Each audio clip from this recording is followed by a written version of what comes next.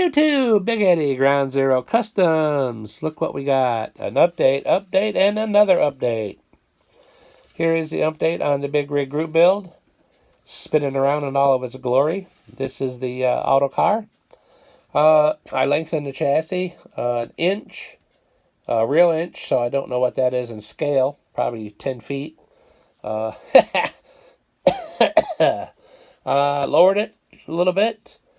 And it's hauling around the update on the egg plane, which is right there. So it's having fun. Whee! Let me see. What other update? That's still Ron Stewart's build. I got all the parts painted.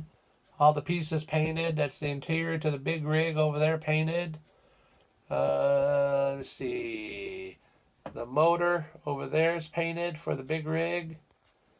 But other than that, sorry for the panoramic view. This will be update, so I want to get it in paint today. So that's why I wanted to give you guys an update. All right, guys, Big Eddie, peace out and build up. Or on, or over. Just keep building.